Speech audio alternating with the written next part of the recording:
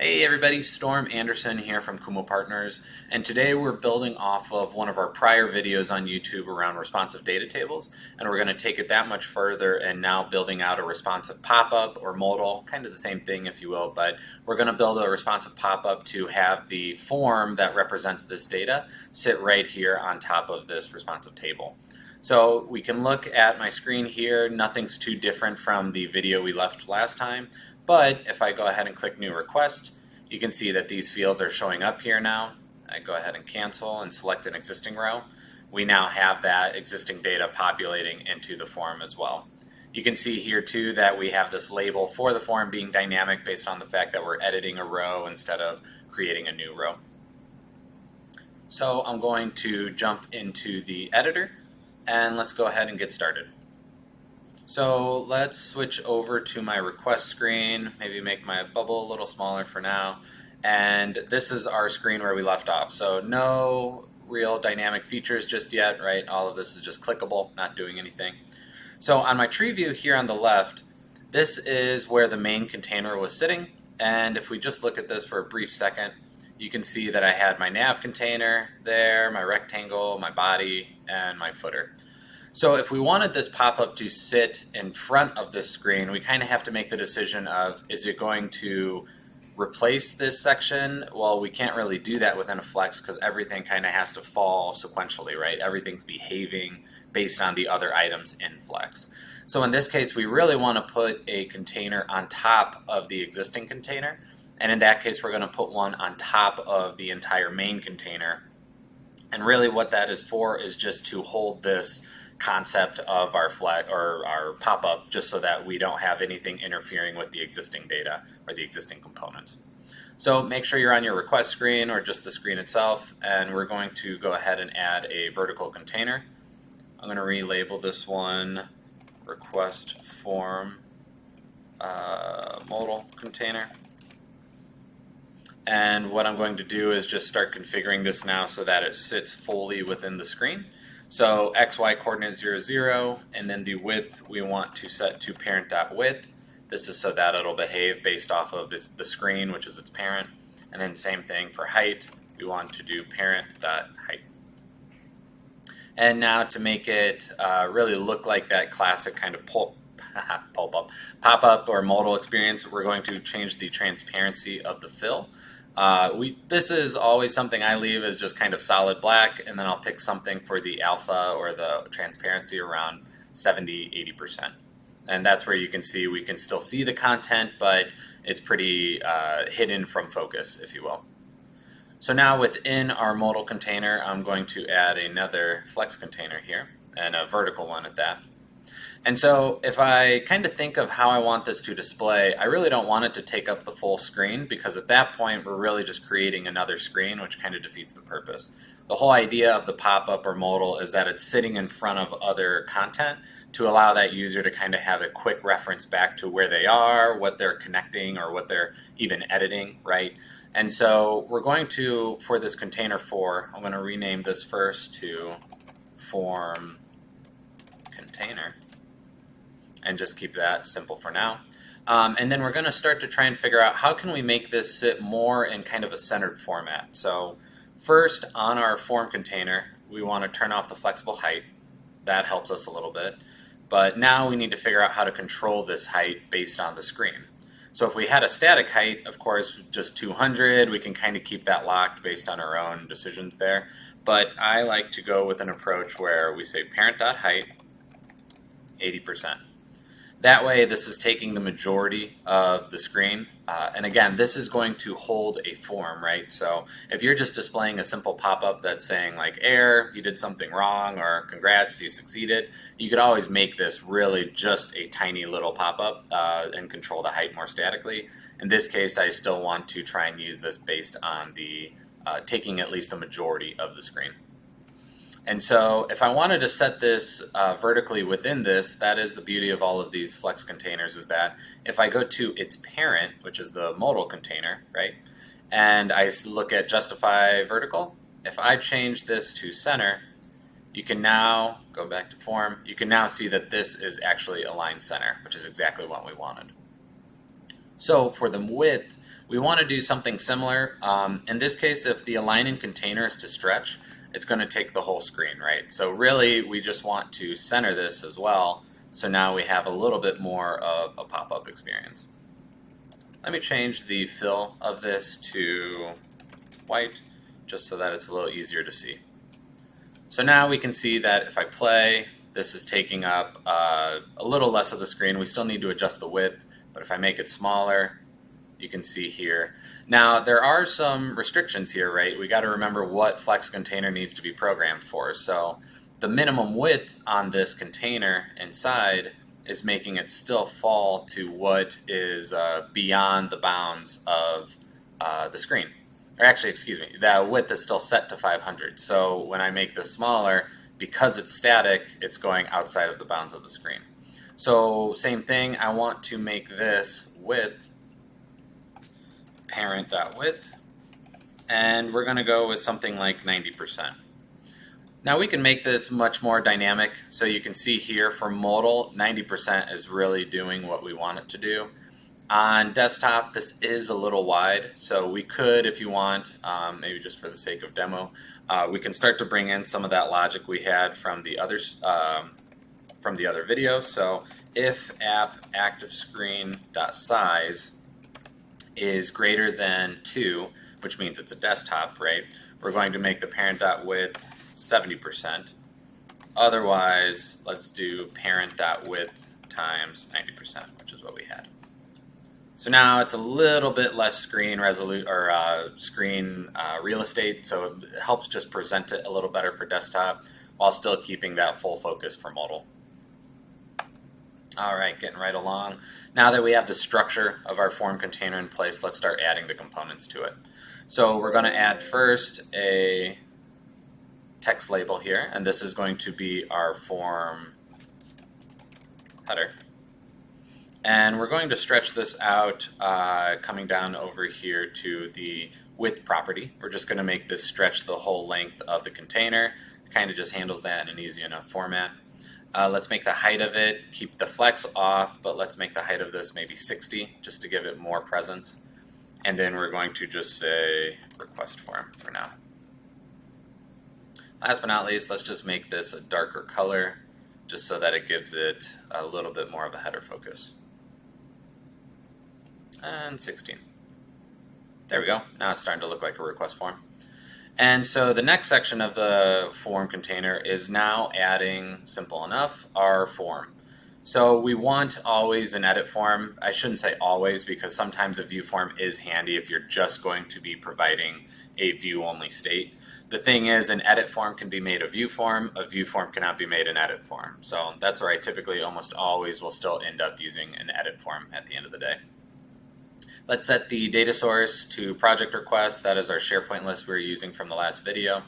And now you can see that our fields automatically pop up. So let's just finish filling out this container just so that we can show a little more nuance as we start to look at the responsiveness. So the next section of the form container is going to be the buttons. And so since we had the cancel and submit buttons sitting side by side, what that means is we're going to need a horizontal container to fill this bottom space. So again, make sure all of this is within your form container and it's not falling into the Modal container or somewhere else. And so here we'll have form header, form 1, and then let's name this, move my bubble, form actions. All right, so now we're going to make the flexible height of this, turn that off. This defaults to 200, which is pretty high, right? So let's make this something more of like 70, and maybe even 80. There we go, just to give some space. Actually, you know what? No, let's keep it 70.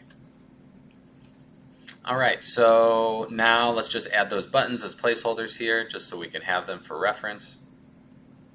This is something that happened on the other video as well, right? Where when you have a new horizontal container, everything kind of starts in the top left.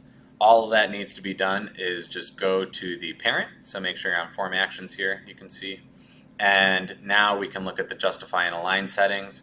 We're not wanting them to be center horizontally. We want them to be to the right. There we go. And then vertically, we want them to be center. and bam, right in the center. For controlling, you can see here the form inherently adds padding in and of itself, so this is something that can just be handy to just mimic as well. So for the form actions container, make sure again you're still on that, we're just going to add left padding of around, the form uses about 30, I believe, so we're just going to use 25 just to mimic it. For the buttons, they're also sitting pretty close to each other, so let's just give a gap of something maybe around 15. There we go. And now let's just change the value of these buttons just so that it kind of creates the effect that we want. All right, so we can see here first the no item to display. That is because the form state needs to be configured. So just so that we can have these fields displaying, make sure you're on Form 1. Default mode, we're going to just change to new. Then if I go ahead and play again, now we can see the format of the form, at least from the fields. So we have the basic structure now, so let's just look at what happens. So if I minimize, these actually start to inherently collapse, which is great.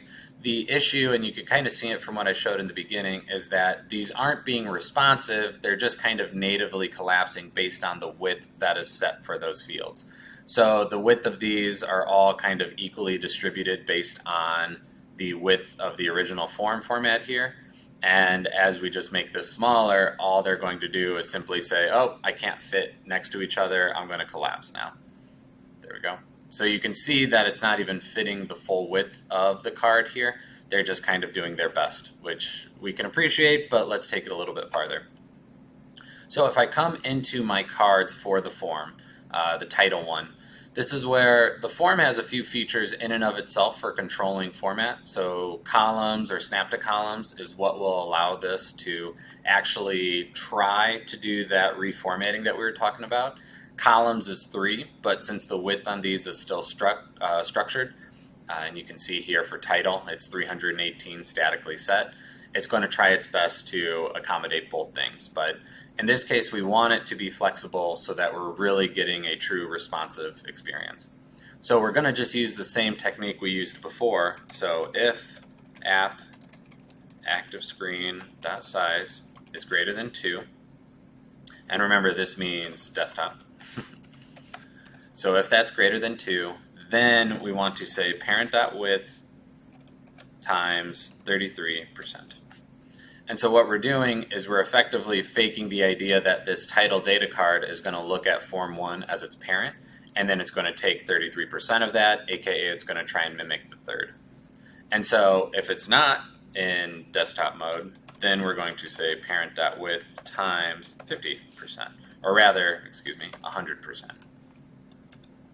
So now, even though we just did the title card, we can already see that it's behaving differently because now it's understanding that, okay, I need to fit my full form or my full parent because that is how now it's dynamically set.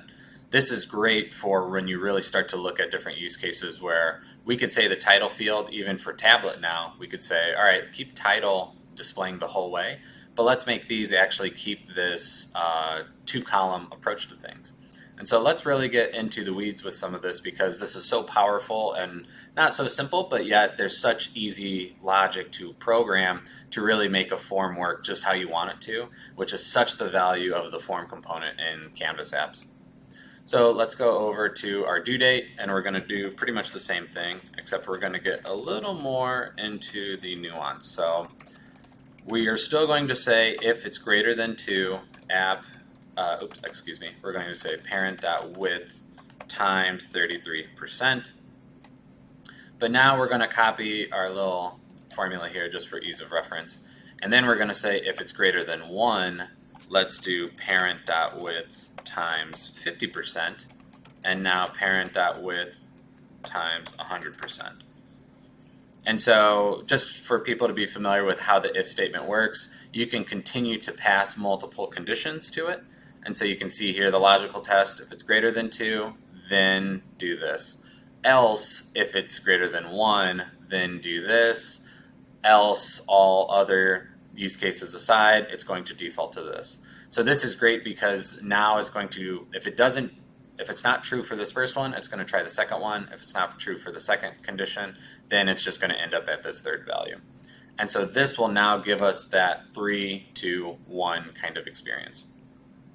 And so we're going to leave title how we left it, but on due date, let's add that formula. And I'll take the formatting off just so that's a little easier to read here if you're looking at it in this way. So due date, now let's go to request type. And in all this case, make sure you're on the data card. Don't accidentally click on one of these components inside of the data card, because that could be messing up where you're setting the logic. So make sure it's on this request type or on the data card itself in the form. So same thing, let's go to the width, remove that static value, paste that. Let's go to request details. Again, remove the width, paste our value. And one more for assigned, paste that value. Great. So for the attachments, we could also make that a 3, 2, 1 situation, but let's go ahead and just make it mimic the title. And so you can copy this formula here, which was the app active screen size greater than 2, 33%. Otherwise, make it the full screen. And so we're going to go to attachments, data card, width, and paste right there. All right, so now if I go ahead and play my app, what we can see is that if I change the size of this down to mobile, we can now see all the data cards are perfectly taking up the space of the form. And you can even notice here, it's a little hard to read still, but that's why I left it. You can see that the screen size is 1 right now. And so as I drag this out, we'll hit 2. And now you can see that it's taking that 2-column format for those additional fields, while title and attachments are still 1. And then if I bring this all the way out, you can see for 3. Now someone could get more creative in the weeds of how they'd really want to fine tune this. You can see that some of these fields are a little squished, especially on 3. So maybe there is some different logic you'd want to bring in, but at least at the end of the day, when we expand this out, we can see all of our fields taking up the space we want them to. Attachments, let's just make ever so slightly smaller. This height function can sometimes be a little quirky. It's really just based on the component inside itself. So as I make that smaller, you can see that that takes up less space. Again, we're not getting into the perfect weeds of form design, UI, UX here, but just want to get the basis. So now that we have everything structurally, we can't really do anything else. So let's finish hooking up the key parts of this. So I'm going to create a context variable which will control showing and hiding the form modal. So I'm going to use that language to even say this variable is called show form modal. And we're going to say that's false because this is the cancel button. So I have that variable being set, but it's not doing anything yet. The final piece is to make the form modal container now the visibility. So we go to the visible property. Let's make it our new. Now you can see that show form modal equals false. Now everything is hiding. So now we need to do the reverse. So for the new request, in order to do that, we're going to use the same approach. Show form modal equals true. And so now if I just hold Alt and click, now you can see it's popping up, which is exactly what we want. Now if I click this one though, I still need it to show up, right? So let's start by now programming this, and I'm just going to copy that formula I grabbed. We don't need the select statement. In different use cases you might, so you can leave that, that's totally fine, but I'm going to remove it just for simplicity's sake. So when I click this, now this pops up, but we need that logic to account for our form needs the logic to account for that existing item. And so how we can do that is now start to program the new form edit form. So here we actually need to say that, hey, form 1, and our form is actually called form 1, just to show you here. Form 1, yep. So form 1. And on top of it, I'm going to set a variable, and this is going to be called selected request, and it's going to be set to this item. So that select parent is a great method for controlling what item is selected from a gallery, but there are some taking too long to think of this. There are some nuances to how the gallery will reset itself and what are the implications for the gallery.selected, or the select parent, what that is ending up as when other items are or other components are referencing that. So when we set a variable this way, we can capture this record point in time and make sure that it's always that record until we go to reset that record in a very controlled fashion. So if I go ahead and click this now, we can see that this changes, which means that the form is now in edit form state, but we need that item reference. So let's go to the form one. There is the item property on every form, and we're going to set that to selected request. Now we can see that this data is populating exactly as we wanted, and that's what we were going for. Is I select storm, okay, that's storms. If I go to this one, you can see the assigned field's blank, the data changes, so that is now working. If I click new request though, that is almost there, but now we just need to finish that logic for the other side. So where this is show form modal true, I now need to say new form, form one. And that'll now toggle the form back and forth between that state. So we're so close, we can see that we have both the new form and edit form use case accounted for. But what is the way to tell that if the data is not just populating, right? We kind of just have a generic request form statement here, but it's not really helping us understand, are we editing data? Are we doing new data? Is this adapting data, right? So we can bring in some logic to this form header label that we added. And so we're going to go if form one, and the property we want to reference here is mode. So for anyone working with forms, I highly, highly, highly recommend not approaching this with variables, but rather basing your logic off of the form's state in and of itself, or the form mode for that matter. So how we can do that then is form one mode, we can say is equal to form mode dot. Now you can see we have all of those ways we can call a form. So new, edit. So in this case, I want to say if form mode new. Now I can say new request form. Otherwise, I can say existing request. Or even better, edit existing request. And so if I wanted to add something, so now you can at least see that this is displaying edit existing request. If I cancel, hit new, you can see new request form. But if I want this to maybe display the item, I could always pull out some of these properties. But since the SharePoint ID is something that is handy to just reference, I could also put that right here. So I could do something like colon, concatenate. I have that selected request variable, so now I can reference any of the properties off of the item that we selected, which is incredibly handy too. So I can scroll, and you can see in the IntelliSense that I have the selected request.id. And there we go. But now I'm just getting into the weeds of fun.